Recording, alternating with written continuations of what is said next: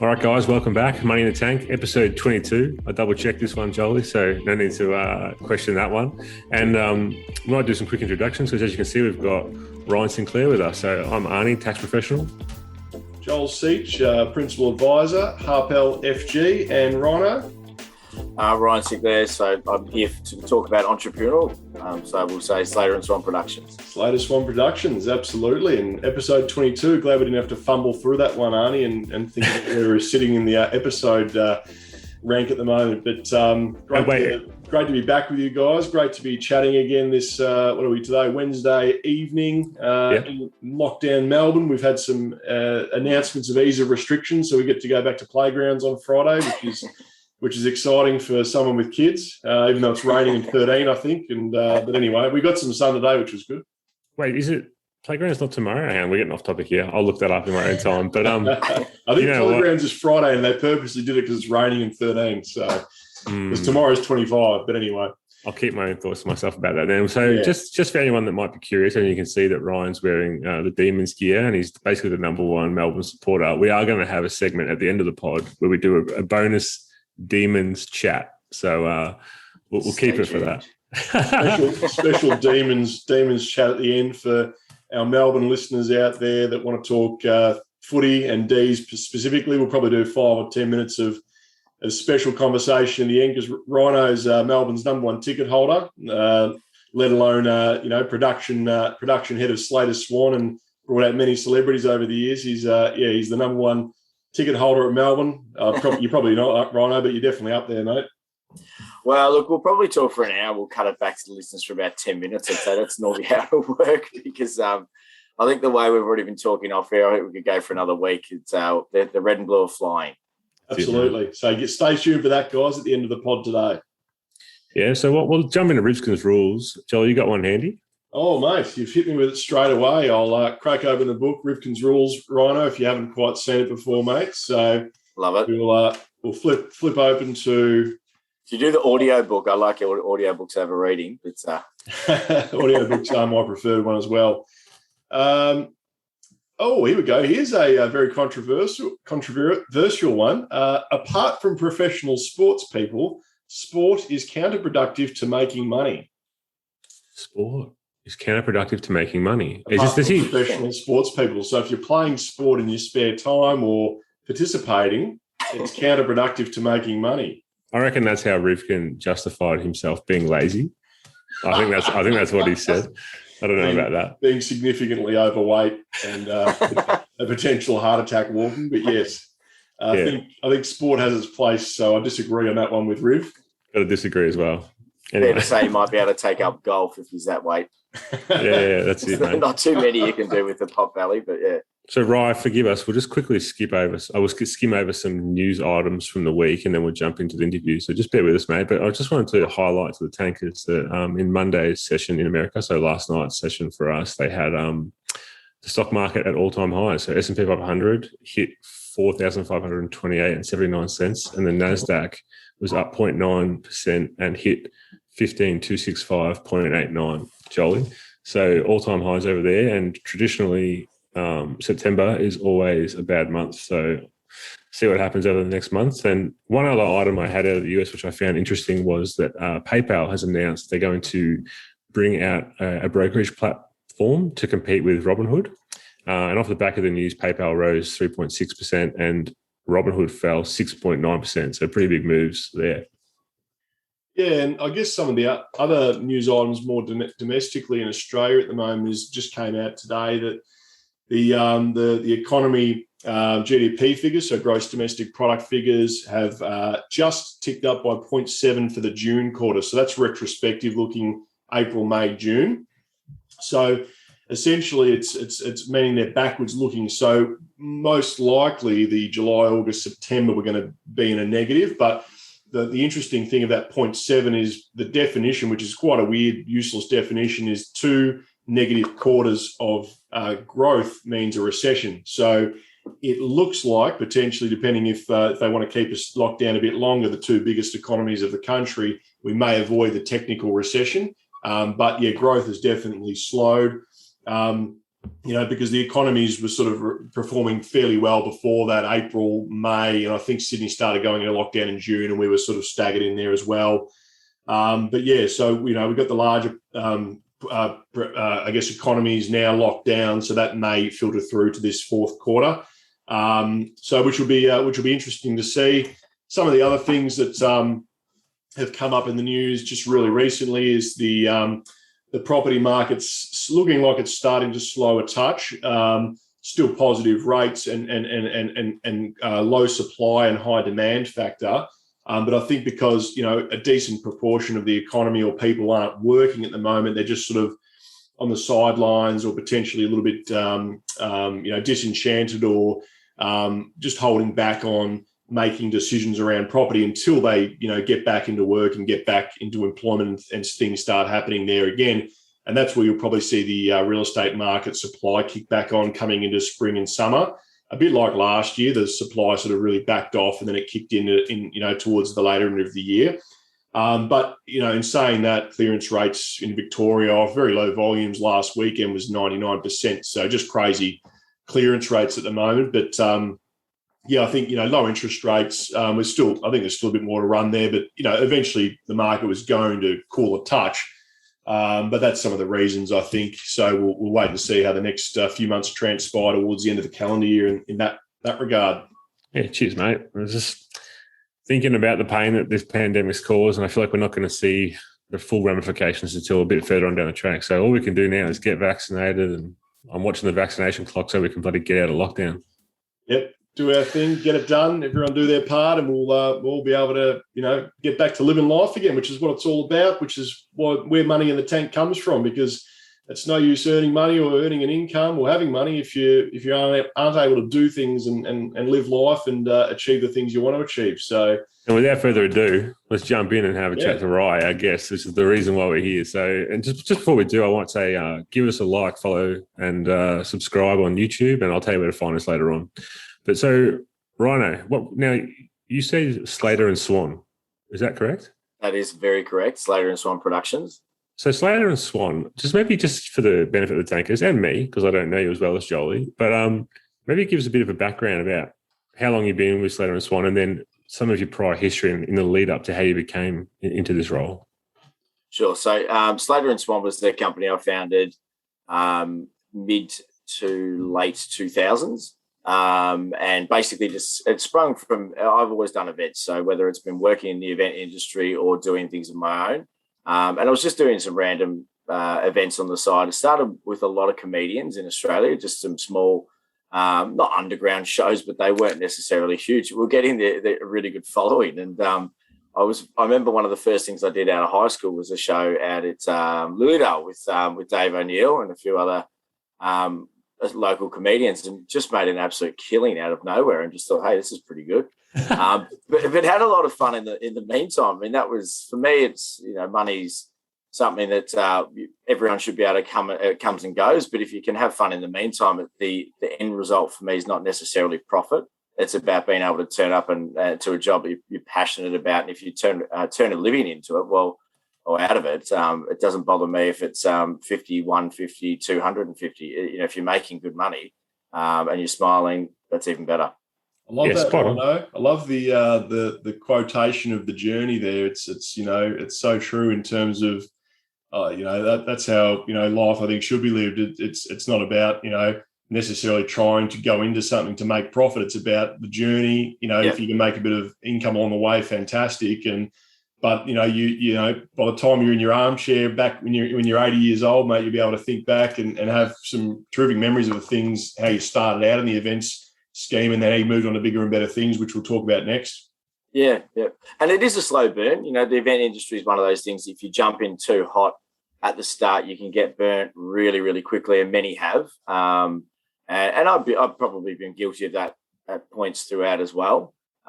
It's not something that, unless you've got a very rich family that can back you, you have to slowly build up, because you just don't have that financial backing to sort of get something massive instant. It's a real work in progress.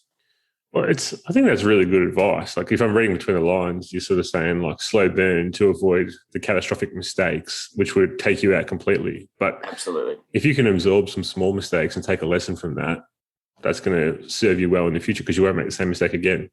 Yeah, correct. Have you got any good Perler examples of what happened when you were in the early stages? I do. Like, well, probably the biggest lesson I learned was not locking in, the US dollar.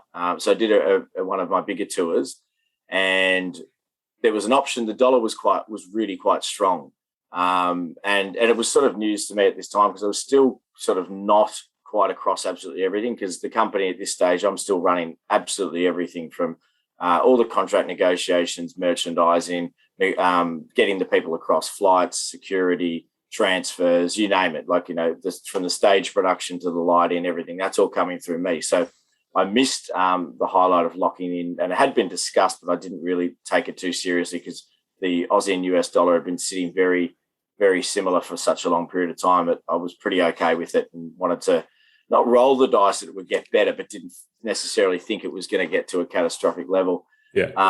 And so paying a particular contract, we did the negotiations of a small fee up front, which is around the 25%, with 75% to come. And let's just say there was a nice 30-cent swing against me. So, and I won't mention the figure, but I can guarantee it was a lot, and that really, really stung. So. I guess that's a lesson for anyone that negotiations were in US dollars, and then essentially that contract had to be brought forward, and then the purchasing power of the Aussie dollar became significantly less for the listeners out there to the US dollar. Yeah. Bought less USD, dropped away from the US dollar. Probably might have been close to parity or up there for a while. It was neck and neck. It was almost to the point like we had sat over the dollar mark. It was around that time where we'd sort of sat over the dollar and then just sort of hung around anywhere from basically 98 to 95, 94.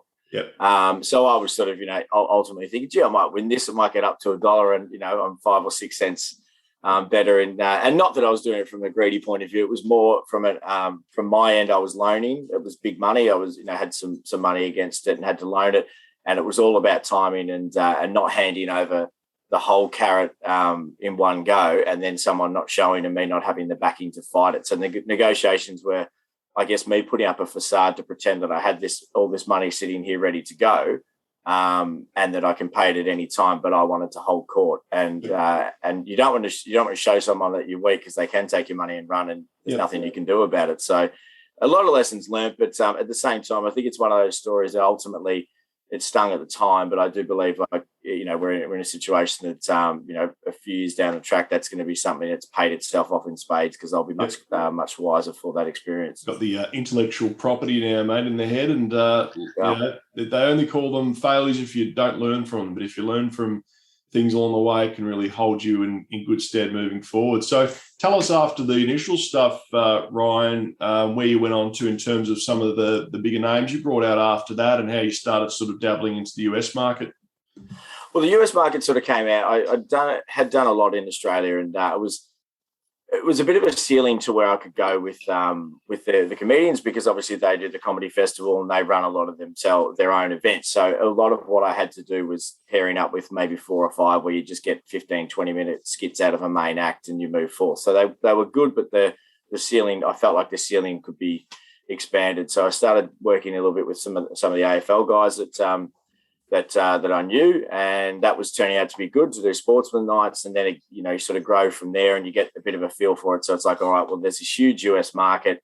And at the time, no one was touring anyone. And so the first person I brought out that was one of my childhood heroes, and I just loved the story, was Muggsy Bogues. And just loved Muggsy. And, the story is just for anyone, whether you're 5 to 95. It's amazing to think that someone at 5'3" can play 14 years in the NBA. For the listeners out there, Muggsy Bogues is NBA basketball. Is that what you're saying? Like, yeah. Yeah. Sorry, my apologies. I should be explaining that. Yeah, sorry, my bad. So Muggsy's NBA basketball. Played 14 years in the league, and in the era that obviously, for those that aren't too privy but would know the name Michael Jordan, so played against the likes of Jordan for that period of time, and just an exceptional talent and just a hell of a story and just a real hustler. So did he play one of the shortest to ever play? He is, yeah, definitely. Yep, I think 5'6" or 5'5" was the next. So did he play? Did he play predominantly for the Hornets? I can't remember. He did. He did move around a bit. I think he finally ended up. I know he was at the Raptors for a little bit, and I think his final contract, I remember talking about it, he got paid out from the Mavericks, so he couldn't finish his career. But he actually, the owner, who you've probably spoken about on the program before, just decided to pay him out in good faith because he was such a good teammate and leader for the organisation that he wanted to honour that contract despite the fact it was void. So yeah, love that. Sorry, I think we derailed the story there a bit. So yeah, so you got Muggsy out, and how did it go? Yeah, we did well. So Muggsy was good. Like it was fantastic. It was to test the market. And I loved Muggsy, so I wanted to get him out here. Just wanted to see what the interest was. And it was pretty good. It was soft launch in the sense of bringing in international athlete across, but with the limited funds that I had, I was pretty stretched and using resources probably without the dollars attached to them. So did pretty well, and then we did a little bit of work outside of when he returned home and did some small bits and pieces. And I did go over to Charlotte and did some small work over there with him. Nothing too big, but that sort of then led to more with the AFL and then just opened the gate, for about, I think it was about 24 months later for the next big act, and that was a man with hair. Well, it is worse than mine, and mine's pretty bad, but I loved his hair. But Dennis Rodman, there's something about that man that always just made me want to be him. I'm not sure if that's your best role model, but at the same time, one of my other favourites is Mike Tyson, so it probably says more about me than anyone else that's listening.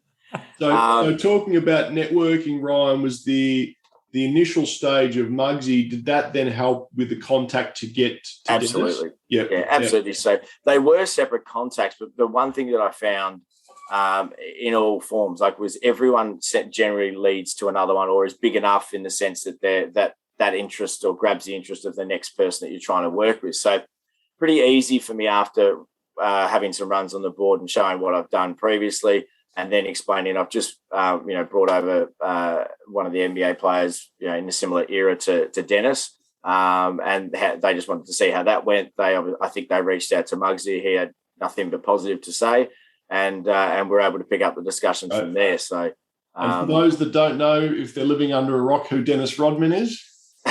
Well, again, an NBA basketballer. And just, he's been a movie star as well. We don't want to underplay his acting. He dated Carmen Electra. Well, he dated Carmen Electra and Madonna. Oh yeah. Second-hand man or first aid to Kim Jong-un. Well, yeah, absolutely. I know a great story about that one. Actually, I don't know if you wanted to get into that now. Yeah, go on. Yeah, go. So I actually look. Dennis was Dennis is probably my favourite person of anyone that I've ever worked with. So. I was a massive fan, but when he came, I just expected that this guy was going to have an ego bigger than anyone that I've ever seen, and it warranted it in my mind. So I just went in with a pure business thing. This is going to be 2 weeks of just flat stick work. If we have a couple of conversations here and there, great. But I'm not touring him to be friends, so let's just get it on. And we ended up getting on absolutely famously. And he went out. He was banging my door down. He's an early riser. He would bang my door down every single morning at about 5:30 to go for breakfast. And you sort of know that you're at the end of a tour when you start getting annoyed that Dennis Rodman wants to catch up for breakfast. That's something that I would have dreamt as a kid. And I'd hear that knock and I'd go, serious? I want to go, but it's 5:30, mate. Come on. So but we were at breakfast one of these mornings, and he was. I sort of brought it up because it was the hot topic when he arrived. We had Channel 9 cameras sitting there. Tony Jones, the lovely Tony Jones, just looking for any scoop there. And look, don't get me wrong, he did a good job. But all he wanted to know, it was the one thing I said you can't ask him about was Kim Jong Un, and of course, what did he go for? Old chompers. Yeah, old chompers. You're not in the media to be liked, and I think he's done a pretty good job of that. But we were talking about it. I just said, look, just out of curiosity, how did that even come about? And he actually explained it, and I think he's very misunderstood. He's a misread character. People just think the hair and the earrings and things are all come from him being arrogant and people wanting to look at. Whereas I still remember the first time we met, and it was 30-something degrees. It was a summer's day in Melbourne, and he didn't realise that I could see inside his glasses, and he could not physically make eye contact with me. He was so uncomfortable to make eye contact. And I'm sitting here going, this is Dennis Rodman. This is like my idol. How am I holding court at the moment? So he's just a really shy, reserved individual, and that sort of creates an exterior personality for him. It's not actually, it's probably to compensate that he's shy as opposed to bringing attention to him. And he explained that, he's got a great management team behind him, so they do a lot for him. And he knew that there was this problem over in America and also with Kim Jong-un. But before he had gone to North Korea, he'd been asked the first time, to go over for the Harlem Globetrotters tour, and went over as an addition to that, went to the North Korean basketball stadium, and everyone just started applauding this leader, and he didn't know who this guy was. He just assumed, well, at the time it was Barack Obama was the president, and he said, I just assumed he was their Barack. Sits down, couldn't believe everyone was just besotted by him. People were crying, they were going ballistic. And anyway, Kim was a big Dennis Rodman fan as a teenager growing up and used to wear the 91 jersey. So he's noticed that Dennis was in the crowd and asked him to come and meet him. So Dennis, anyway, has gone to sit with him, and then's been invited back to the palace and gone and had this ridiculous party with things that you and I would probably think's only in a movie. The whole time, someone in the American media's grabbed that these two have connected and gone and are hanging out. One of the media somehow grabbed this story and ran with it. So Dennis's management has got wind of it, and they're desperately and frantically trying to ring Dennis to tell him, get out at all costs. Whatever you're doing, just get out. You've got to get out. But of course, North Korea, no phone reception, no internet, no nothing. So that's how I think he hits every hole in one when he plays golf or something. Yeah. So, you can't make that stuff up with the internet. So, so of course you just bar it from everyone. So he didn't realise he's landed back in America, and of course the phone and the media frenzy was just absolutely ballistic. So it was all news to him. He still didn't really know anything about this guy. And he just knew that he was their leader. Anyway, then the dust has settled. He's realised he's made this blue, but Kim's on the phone trying to get him back over there. He's realised that America's not talking to North Korea, North Korea's not talking to America, but he's American and North Korea is talking to him.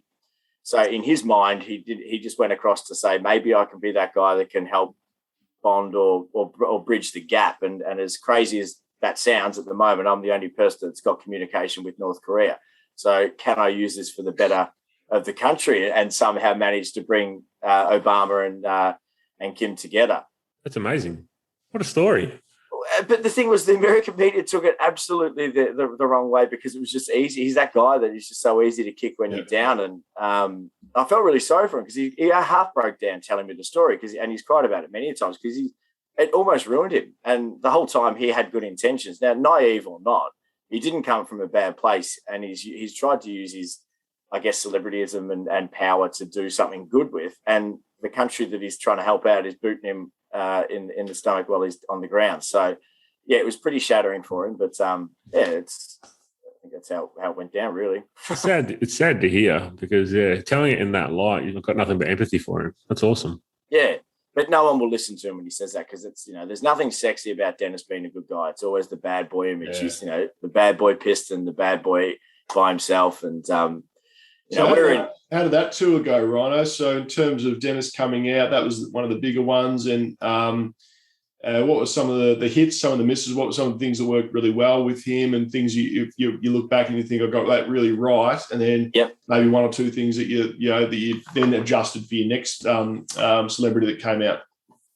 I think the biggest learning curve was that to do that tour with a full-time job by yourself is probably one of the stupidest things a human being could do. So I had minimal to no spare time for 9 months, and it was just, it's not just as simple as picking the phone up and booking these things in. I mean, what I really did was I had to sell. I mean, Dennis was really fragile at that time, and so was his personality and in the world.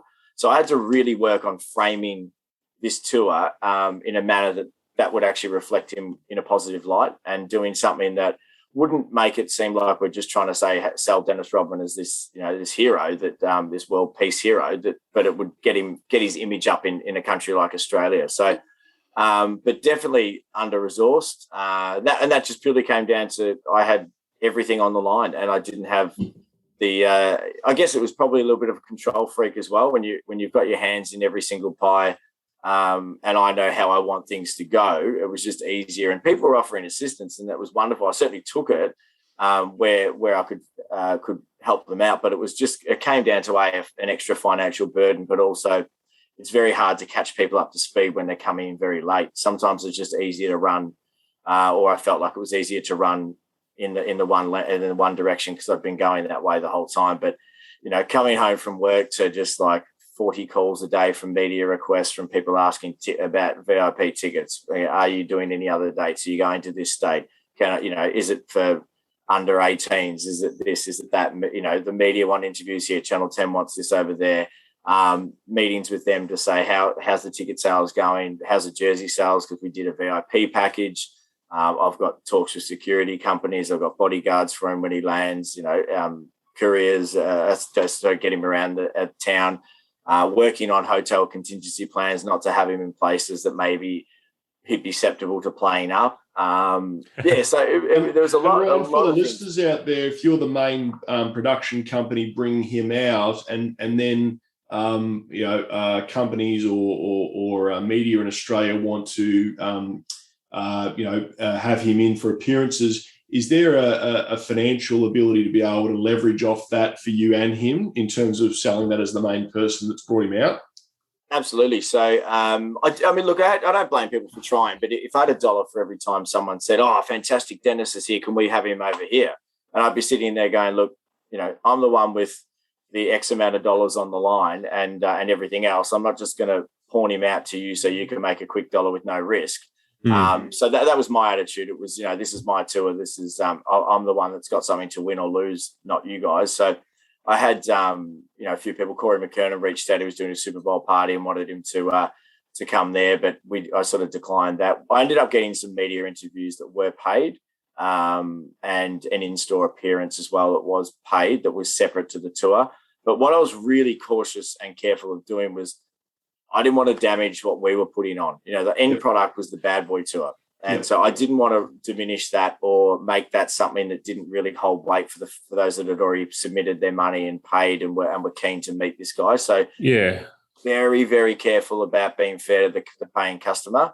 A lot of promoters don't care less about that. And that's probably where over time I've got to open my eyes a little bit more to that field, but I'm very, as a consumer and as someone that loves sport, I'm very, very careful about burning the candle at both ends. Is it a balancing act as well to not push the celebrity too hard, like make Dennis do this, and this? Yeah. Look, definitely. Dennis is one of those guys, though, that we did a paid radio interview when Kiss was starting, and he was hilarious. Like he just, he's very shy. He walks in and they're trying to communicate with him, and he just wouldn't even look at them. And he just said, "Through this guy, just go through this guy." And that was me. And they'd ask him a question. He wouldn't even look. He wouldn't even talk to them. And I said, "Oh, you all right today?" And he goes, "Yeah, it's all good. I'm just playing him." And I said, "What do you mean?" He goes, Don't let them think that they can run this interview." He goes, "It's got to come through me." And he does that purely because he knows people are going to go in with really hard questions. So if he makes them uncomfortable, he's already made them uncomfortable to ask those uncomfortable questions. So it's actually a really clever ploy, because once the lights went on, he was 100% Hollywood. He gave him everything and some. That's awesome. Gotcha. So he was very, very well switched on. He's not stupid. I can guarantee you that much. He might play a bit that way, but he's very, very methodical in how he approaches any interview or anyone that's questioning him. And if they do ask him questions that he doesn't want to answer, he's probably one of the best people to snake out of it without ignoring a question. So that I learned a lot through him. But Yeah, it was a big tour. Like a lot of elements that we had merchandise was flying out the door, and that balancing act of buying merchandise but not being stuck with it at the end of the tour. It was huge. I mean, like we turned it into a carnival. Like the show at Melbourne, we had SEN was meant to broadcast live there. David Schwartz, who was running the afternoon show at the time, so. He's a great person, and he was quite keen to come out. That didn't end up eventuating because I think it was too complicated. They were doing a live crossing at, I think, the Geelong bike ride with Cadell Evans was on, and they couldn't get. Anyway, it fell through. But we had people doing graffiti things out the front of the venue. We had the American barbers in doing the fade cuts. There was basketball rings. They had NBA Jam in there on the arcade, and it was a real buzz sort of getting in there because I wanted to create at each of the events a real atmosphere before you turned up and entered the event. Because I think whenever you do something, if you can give people an experience on the entry, you're sort of halfway there to already turning their mind to, for anyone out there who's looking to do a show, if you just put on a show, that show's got to be really good for people to walk away good. If you can enhance their experience before they walk in, it's kind of like looking at a plate of food. If it looks good before you've eaten it, you've already made your mind up that it's not too bad. So it's never going to be terrible if you've had a good experience walking in. So very big on building up that way.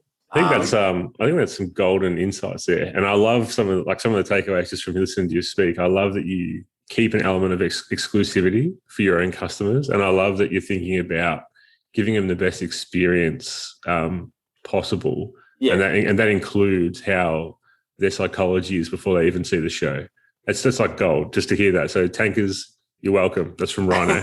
Can I ask a question, Ryan? I'm curious. I'm curious now because you're mentioning about how difficult it was to go solo with the Dennis Rodman tour, and now obviously this is like this is a little while ago, right?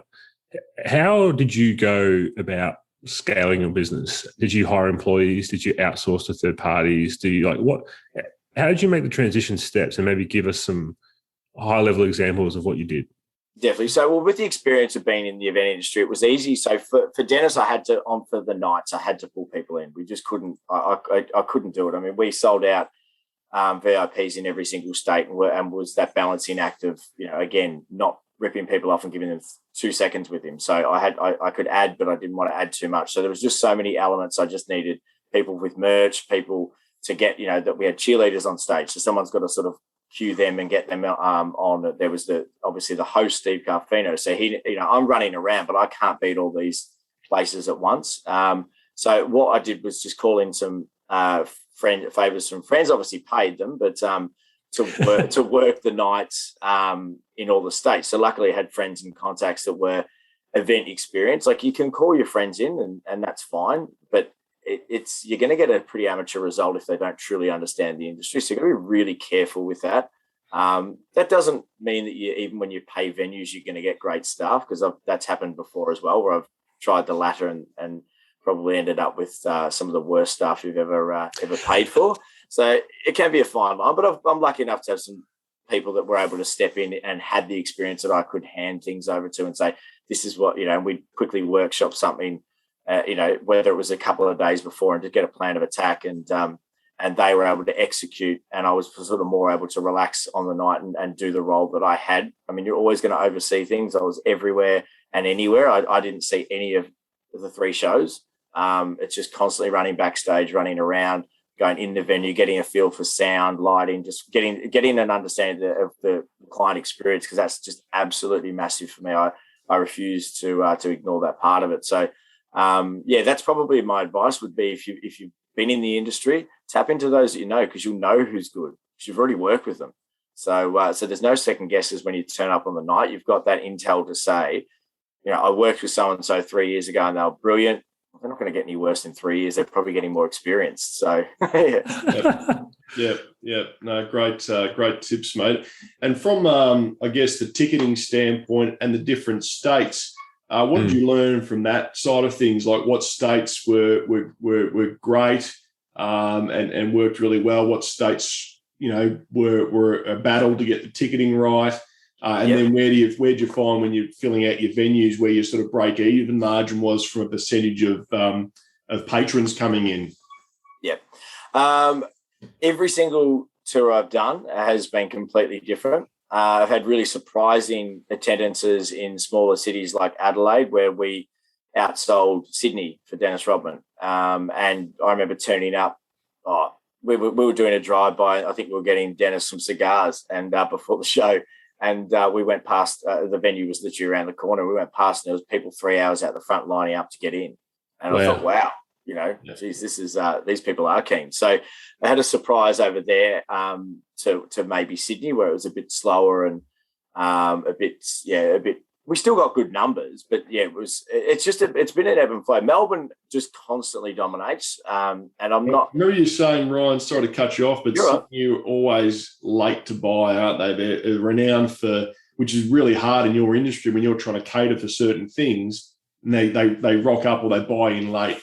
Absolutely. And look, as a patron, if you're not fully sold, I can't blame it. It's the best way to do it because, some of these events go on sale so far in advance that, and I think as well, one of the killers of the industry and also one of the things, places that I refuse to work with is last ticks. And that's no disrespect to them, but that has cheapened the industry so much. And it's actually damaged it, in my opinion, more than it's enhanced it. Now, they'll sell it in the way that, you'll sell your last minute tickets, but all you're actually doing is ripping off your loyal patrons that jumped in straight away and got the tickets at the right price. Now, to me, you either go in cheap first and bring the price up later to encourage those that are doing the right thing by your business and thank them for sticking by you, rather than go the cheap way at the end of the night. So I haven't engaged them and have no intentions of. No disrespect to their organisation, but that's not for me. You won't be getting sponsorship deals from them. Mate, we don't want it. If Rhino says they're bad, they're bad. Right, them off the money in the tank sponsorship list. No, they weren't bad people, but they're asking you to discount tickets by such a significant amount, and they're going to take quite a significant amount out of it. So in the end, you're just thinking, well, that's not even good. That's terrible for any customer, and that's just showing your brand to say that don't buy up front, hang out late. These guys go to last ticks all the time, and I'll tell you what, I know the companies that do it, and so I don't ever buy their tickets up front. So that's just a lesson for anyone that's watching. You just watch that promoter and just watch what they do, and you'll know what's going to happen. You can always see on the seating map what seats are available. So don't ever get stuck in. If they've done it once, they'll do it again. But we won't be doing it at Slater and Swann. So that's a fact. So if you're buying up front, you'll get your tickets, and they won't get. So hard to plan for in Sydney in terms of allocations and who's coming and whatnot, and then where'd you find in terms of your venue capacity where you needed to get to start sort of turning it into a profit?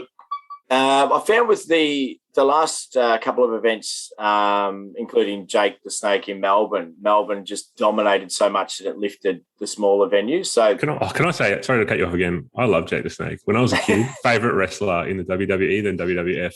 There you go. So you should have come. I should have. Yeah, you should have. Joel, I think Joel was you couldn't. You had something on that you were meant to, but anyway, that's. Yeah. I came to Rodman, couldn't go to Jake the Snake. Didn't know who he was, but I just wanted to go to support Rhino. From now on, Ryan, I'll tap in. I'll find out exactly what's going on. Absolutely. Or I'll do your last tick still. But yeah, we found with that one because that last tour, not to try and confuse the states too much, but we did a seven show tour with Jake. That was a lot larger in the amount of shows. So the negotiations with that one was more shows, less fee per show to Jake, and that was what I wanted to try. I thought this was a really good option to just see some of these smaller cities. So that one, for example, we tapped into Geelong. We did Geelong and Melbourne rather than just the Melbourne. So that one I thought, well, they're not really competing. You're only going to get a really small percentage of Geelong people to come down to Melbourne for something. They have to be quite fanatical to do that. So that worked out quite well. Canberra and Sydney, not just Sydney.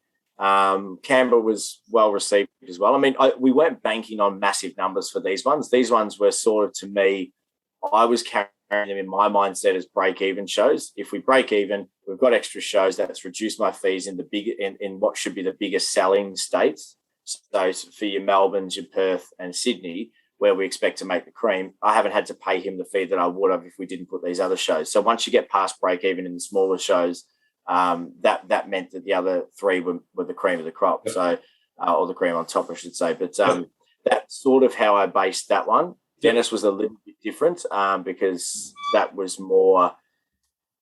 We did negotiate one corporate style of appearance in between the shows. So that was a 3-show corporate and media tour. So it was a little bit different, but it was not anything that, you couldn't just rock in off the street and meet him. So, and that one was pretty consistent overall. Melbourne was sold out.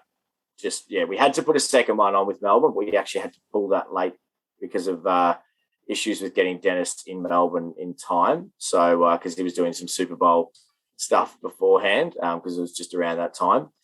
And that was fine because, we didn't necessarily need to do the second show. It was just that the demand was so high, I wanted to keep going and give people that opportunity. When you're calculating the break even then, and you don't have to give us like dollar figures, but percentage-wise, is it only about capacity, or do you also factor in things like the merchandise, or is that just cream on top again? No, because every contract's completely different. So you'll have certain artists and athletes that control their merchandise, and they may pay you percentage. They may give you nothing. Sometimes you just use merchandise as a sweetener to get your overheads down and just say you keep the merchandise, but I'm only going to pay you, X amount. Some people don't have merchandise, and then you just open slather to do what you want, and maybe just obviously using their image. So there's a fee attached to that, or a negotiation that you might have with them. But you've also got to learn. I mean, I've learned one of the biggest things in the last few years I learned was merchandise, and actually how to do that correctly, because you can get absolutely ripped off doing it, and you can also very easily provide inferior products. So I've only ever jumped into merchandise once I've played enough with it myself and tested the markets, worked on pricing on all sorts of paraphernalia. I mean, you could name it, and I could probably tell you about 10 companies to go have a look at who I think is the best and what their pricing points are. So it's a lot of work, but if you get it right, it just sets that negotiation difference. And from now on, anyone that comes out, I would negotiate merchandise and say, no, I want to control that. And look, if it's going to be the sticking point, no problems. I'm not going to lose a tour over it. But it's, you can make some unbelievable money on top of, it can make some shows, it really turns shows into profit. So for these smaller shows in Geelong and Canberra, that can be the reason that you actually break even or make money. So it makes those shows then viable. And everyone loves, look, the problem with bringing people out here from America, I will point out, is that they can do 40 shows in 12 months without ever moving anywhere, really. The country's got so much to offer, and each state, so they've got such a population. So some of the people that I've negotiated in the past come here, and I think Ross Kemp, I had a contract with him, and then the BBC, and I will throw it to them because they completely ripped me off, and then asked for all the information of the tour that I was doing, and we got into really proper negotiations about it. And then said, no, we can't go any further until you submit your whole proposal and idea. Now I'm thinking, okay, that makes sense. It's BBC. They want to protect their person. But what they did, in fact, was actually completely rip the concept of the tour and then bring it out themselves 12 months later. Oh, that's dog act. And they said to me that, no, you only offered 4 shows. And I said to them, well, no. The negotiation contracts that you said were 4 shows, you turned it into 10. Out of nowhere. And I said, we've got 7 states. So you're asking me to go to every single state in Australia, and in a few of them do more than one show. So that was pretty disappointing, but that was a lesson learned as well. It's like, do put your ideas out there when people are asking, because obviously you can't just say, oh, no, bring him out. Trust me, it'll be great. No one's going to deal with you. But do be very careful that even if a company like BBC that you think won't rip your idea off because they've got bigger problems, just be mindful. That was a very good lesson earlier on. They will. Oh, I've read the blurb of their tour, and I wrote that. That's unbelievable. You think Rhino, anything, cognizant of time, mate, anything we've missed, anything we should have asked you today that the listeners would love to know about, or things that would be great to, to tell us in terms of the events industry and how things operate that we haven't asked you today? I think the biggest advice for anyone, not monetary, but just in fact of probably future monetary options, which is being a good operator. You're not touring these people to be friends. If you are, you're really doing it for the wrong reasons. And that's going to be really obvious. Look, I love sport. I'm a massive fan, but I don't fangirl any of these people when I come out. And I've been able to stay in contact with every single one of them in a professional manner. And this has turned into friends, I guess, to a point, but I still am very adamant that, hey, we came into connection with the exchange of money. So this wasn't a friendship to start with. If it blossoms into that, that's great. But that's not the concept of why you do events. You should be doing them. That's a little perk of it. You're going to meet people. That's what the game is. But if you're purely doing it for that, you will not last long. You'll have a horrible reputation, and you are going to miss so many things about making that event better because you're going to be more focused on being friends with the celebrity. Yeah, that's a good one. And one more quick one before we do. I know we're conscious on. We should get Rhino back on because you're a gold mine of content, mate. But yeah, everyone else will turn this into money, and I'll still be the broke guy sitting in the corner. No, we'll give you a cut. We're no BBC. Yeah.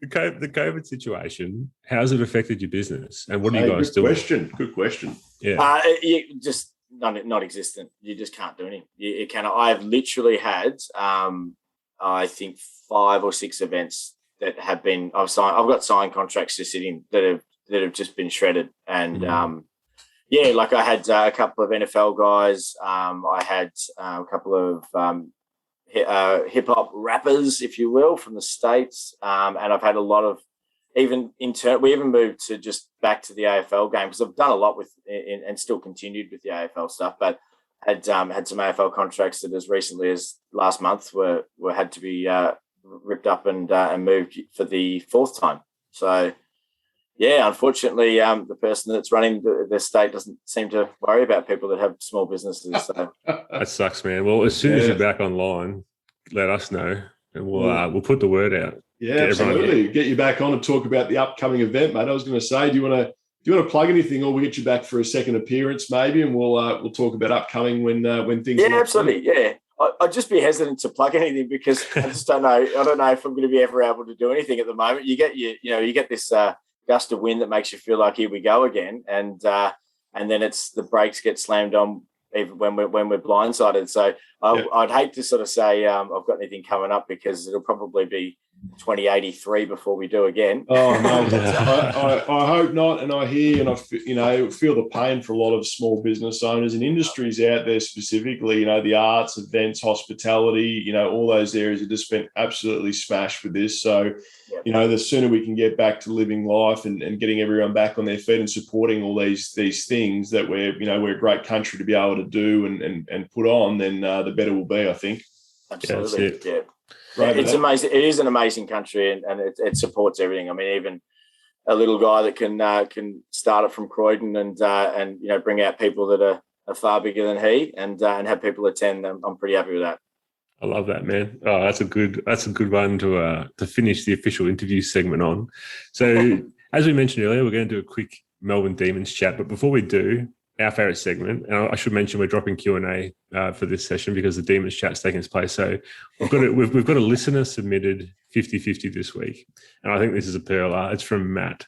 So, would you rather, gents, have telekinesis, the ability to move things with your mind, or telepathy, the ability to read minds, and why? Give us a which one and why. We'll start with Rye, or maybe we'll start with Jolie. Actually, start with Rhino because I'm still thinking. I know, yeah. Well, I'd like to be able to move things because I'd take the AFL Grand Final back to Melbourne if I could. So maybe I'll go with that one. That is a golden answer, Jolie. So telekinesis. So what's the other one called again? Telepathy, ability to read minds. Yeah, I'm glad you asked because that's why I didn't even try and pronounce that one. So. I reckon telepathy because then you can sort of manipulate moving things anyway. So I'll go telepathy. No, you can't. You can just read minds. But anyway, but then you can read the mind of what people are thinking, what they're going to do, and then you can counter that. Ah, nice. Double-edged sword there, Jolie. Well, the logic you've applied is the reason I wouldn't choose telepathy. I'm going with telekinesis because I feel like I would hate to know what everyone's thinking at all times because it would just be a barrage of noise. And then people who hate me or have like not nice things to think about me, I'd be like, fuck this guy. So I'm just going to move things with my mind because I feel like that's pretty cool anyway. Love it. Fair point. That's a fair point there too. The reason, right, and a personal 50-50 for Rhino. Okay. Ryan, a great craft beer or a Carlton draft off tap. Oh, look, I'm a bogan at heart, mate. You got to go your tap beer. There's nothing better than a coldie. What about you, Arnie? Safe to say, I mean, I don't drink anymore, but I'd always take the draft on tap. Okay. I'm more of a craft guy. Yeah. Well, give us an example of a craft beer brand that you would be drinking, Jolie. At the moment, I've got a Pacific Ale out in the fridge. A Fat Yak Pacific Ale. Great drop. That sounds all right. Yeah. Well, with the green yak on it, if I'm not mistaken, or is it that one? Purpley blue, that one. Yeah. Oh, okay. Yeah, purpley blue. That's a good one. And the reason we do 50-50s tankers is just to highlight that everyone's got different choices to make. And as with investment and life in general, it's just, go your own way. So that's why we do it. But we might end the Money in the Tank section and move into the Melbourne Demons section, which is the one I've been pretty keen to get into. And just before I do, I'll just say, if you want to find us, it's at Money in the Tank on Facebook, Instagram, Twitter, and YouTube. Leave a like, comment, subscription on the YouTube, and that helps us grow the channel. Joel, you might not know this, Jolie, but I was at the Foundation Heroes dinner for the Melbourne Football Club in, I think it was 2016. And Ryan, you were honoured with another Melbourne member as two of the most influential and best supporters, of a generation. I was pretty honoured about that, to be honest. Like, I can't pretend I'm not, but Sophie and myself are two of many that have done a lot. So it can be a passion that takes precedence over those things that are paid, and that we have to do 9 to 5, and we sometimes work that into our 9 to 5 and then come home and continue doing it. So it's certainly a love, and it's at times people look at it like a thankless love, but no one's making us do it. We just want to do it. So. Especially as a Melbourne supporter, mate, for the past decade and a half, probably it's been a bit of a thankless task. But not recently, but yeah.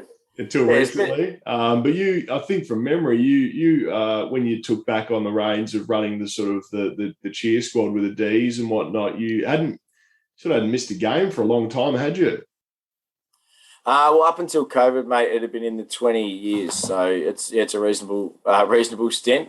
It's interstate and international. And international, yeah. We had a trip over to China, a Shanghai showdown for the 2010 World Expo. So that was a bit of fun. Liam Jara turned it on. We pinched that one after the siren. But it was it's a horrible time in the world for not being able to attend.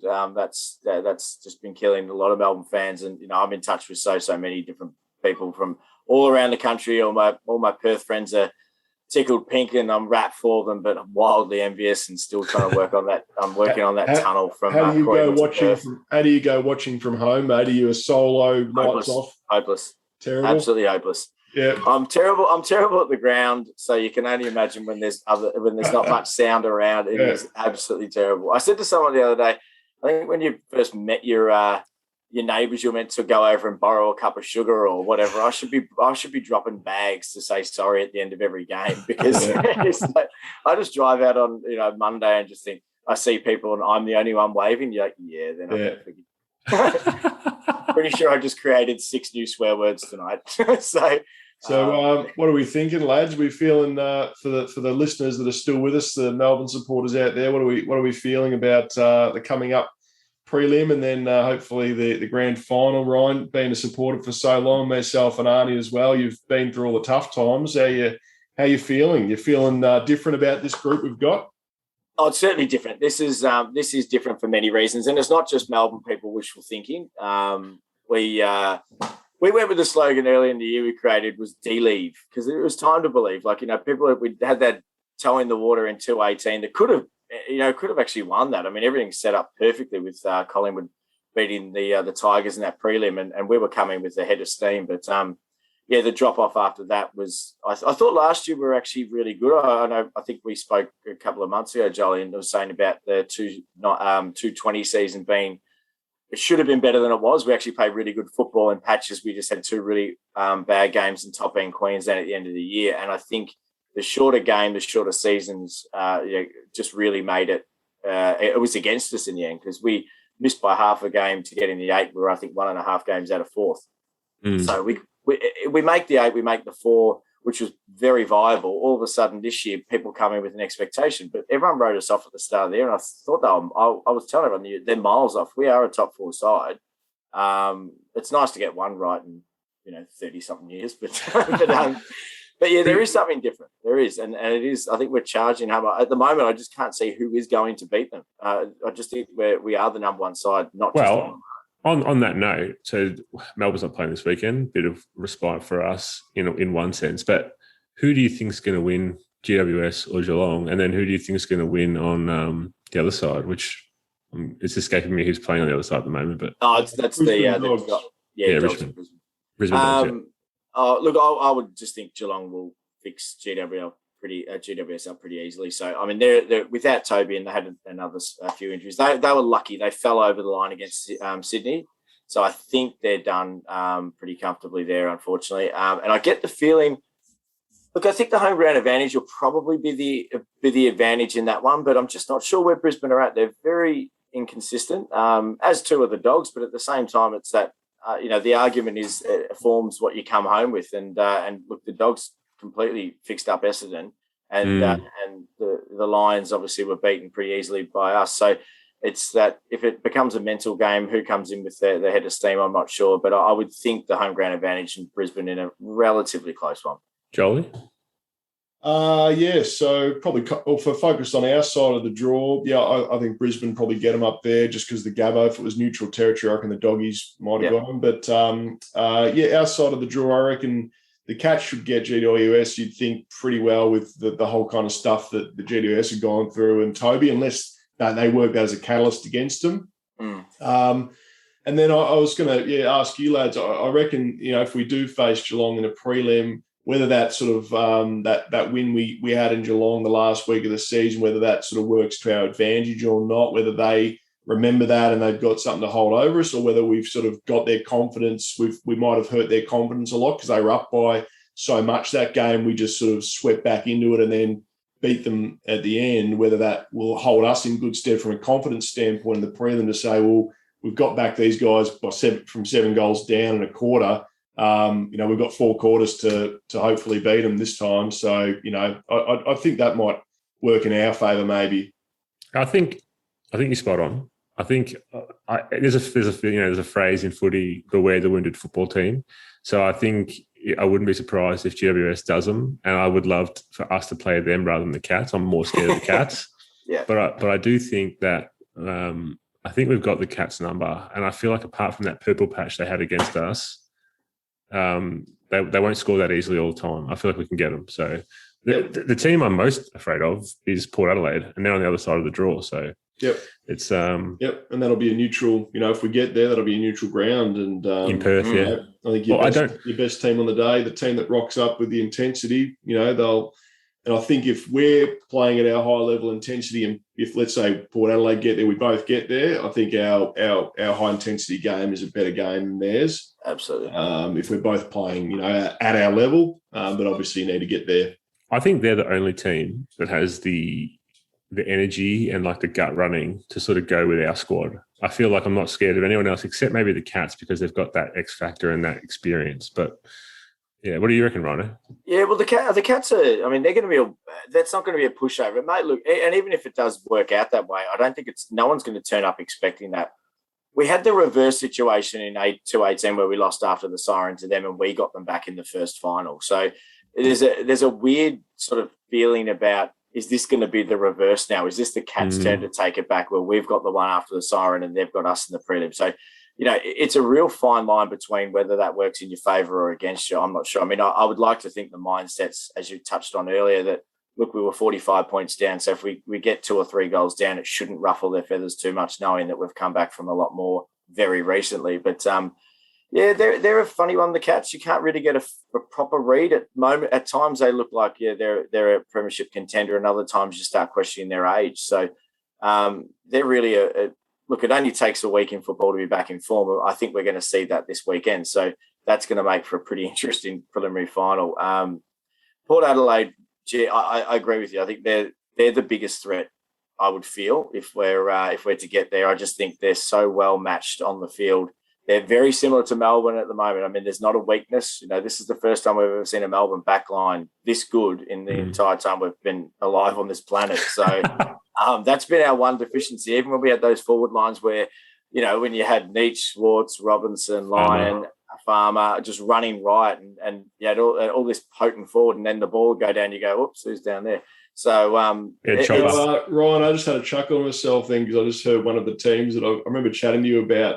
Of all the years you've been going to the footy and seeing the opposition stadiums and interstate teams and all the Melbourne teams, the worst opposition fan base. Oh, I'll tell you what, there's one that we might be playing in the grand final that they don't like us down there, the Power. They're very interesting. The last 3 times we've gone there, we've had some issues. So, and we've actually, the ironic thing was we've actually had issues with the security as well as the security were going us as well. And we're sitting there going, hang on, I thought you were meant to be on our side. We're packing up gear and we've got security going us. So, the last time we were there earlier this year, we actually had the police end up having to come in and escort the security and the fans out. And I'm thinking this is pretty bizarre because we're all experienced supporters, so we don't get sucked in. I've had everything from highs and I've been called everything under the sun. It doesn't bother me. I just look at it and go, move on, Chief. I'm not here for you. So, but yeah, Porter interesting. So, I mean, every team's got them. West Coast enjoyed reminding us we lost the 218 preliminary final. I think I reminded a lady in her 90s that she won't be alive next week to see the grand final after she threw a beer at me and stuck her middle finger up. And I thought, well, that's probably the nicest thing I could have said to her in that moment. So I was pretty happy with myself for refraining from only saying that to her. So if you had to rank them, Porter be up the number one, would they?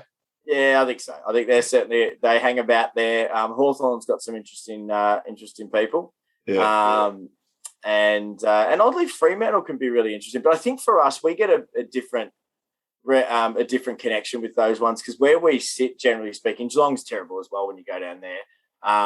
But we get sat in non-member areas. So what you're getting is your casual fan that's basically a lot of the time using the ground as a pub, and they don't really go often. They have too many beers. They get over the top emotional, vocal, and then they're talking to people like us who aren't biting because we're actually watching the game, and it can just keep going and going and going, and then someone will finally snap, and then here we go. So I think the AFL probably need to.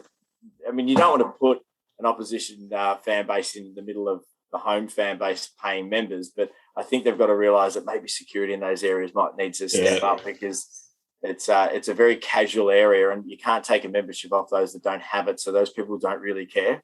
So, good question. Good question, Joe Jolly. Good question. But a big few weeks ahead of us, guys. It's actually nice to be able to sit back this weekend and just watch the other teams battle it out and wear themselves down. And we're sitting pretty just waiting. One question for you both: who do you think, if any, changes to the Melbourne side? Any? Jeez, Jolly, we spoke about this the other day, didn't we? We did. I said to Ryan, maybe Smith, possibly, depending on matchups, maybe Smith out and Hibbert in if the matchup works that way.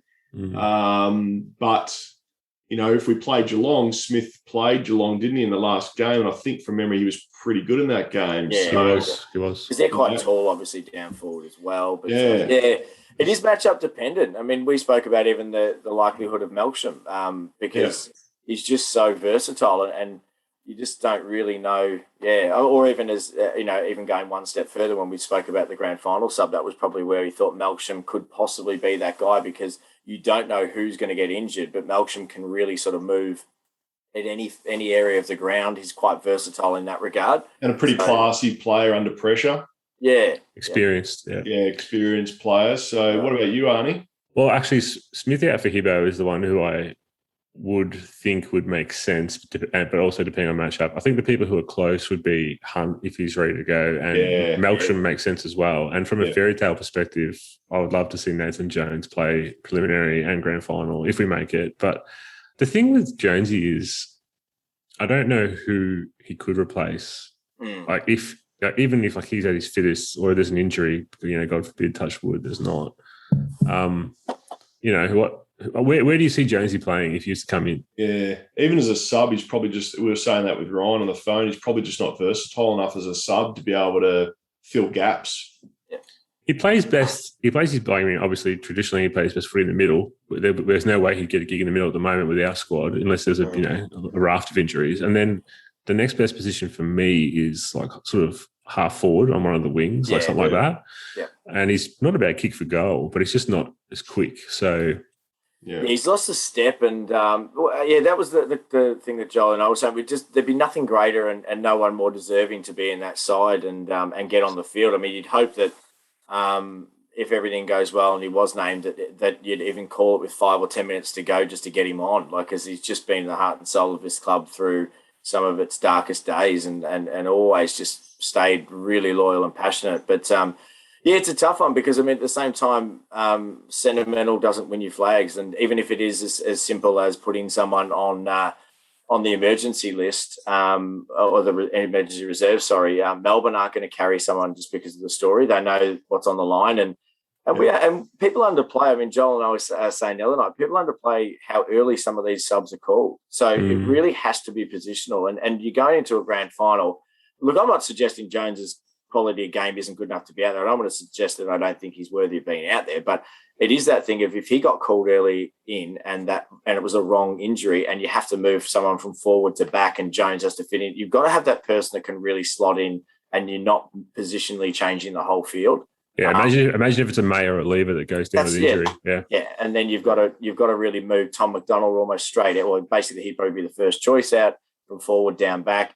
And then you put in Jones in where and you're moving someone else to cover Tommy Mack. So it would change the makeup of the side. So it's a bigger decision than we probably all lead to. We all kind of think, it's an emergency, so it won't be called. Well, just speak to anyone that got injured the first 5 minutes or the first quarter of any game this year. It's that Brisbane bloke. Stay, and he straightens them up. McStay is really important to their structure, and that's so crucial, and that's why people sort of saying T-Mac's down form, but I'm tipping next game he'll be he'll turn it around, give himself a bit of a break in this gap week, and then come back but he straightens us up so well. He takes a really good defender, and Ben Brown then opens up. You don't need necessarily both of them to be kicking 4 goals each, but you need one to be able to contest and straighten you up and the other to hopefully kick a few. Great if they both do, but yeah. Actually, I think T-Mac may be our most underappreciated player. Maybe Luke Jackson was underappreciated and now people are starting to cotton on how good he is. But T-Mac T-Mac's probably like the best foil in the league, and his athletic ability to push up and down the ground constantly and impact contests like really far away from the forward line and then get back is what makes him invaluable, I think, to our side. And as Ryan just pointed out, like flexibility of having to restructure the side. He can play anywhere nearly. Yep. He's someone that absolutely I would say to anyone, if we get to the grand final, if you think that's not worth $10 for Norm Smith, you are kidding yourself. That man can easily bob up when it's required. He did it. We did it early in the season for us when we really needed some big games out of him. He was really, really big for us. So you're not going to necessarily get it every week, but as Joel alluded to, he makes a real big contest that creates an easier contest for someone else. He takes that good backman, he draws them, and we're going to get a different forward pretty much every week, which in a weird way is making us better because we're unpredictable rather than that obvious sort of forward line where you can go in pre-planned. We don't just have that Tommy Hawkins that's just going to sit in the goal square. We've got a really diverse, small and tall forward line. And, I wouldn't want to be a defender because every day you're basically just flipping a coin as to whose turn is it to get 3 or 4.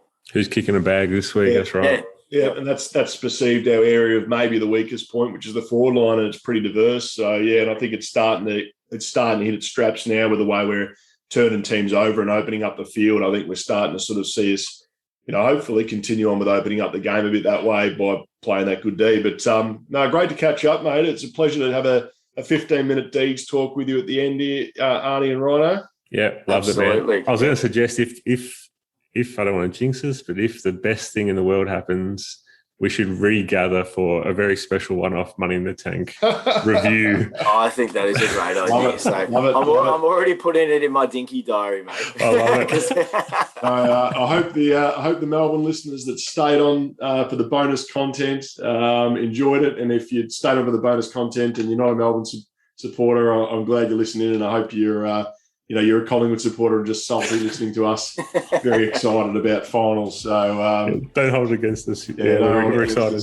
All right, guys. Well, Money in the Tank out, episode 22. Thanks for coming along. Thanks for being here, Rhino and Arnie. Absolute pleasure. Thank you. Cheers, boys. Cheers.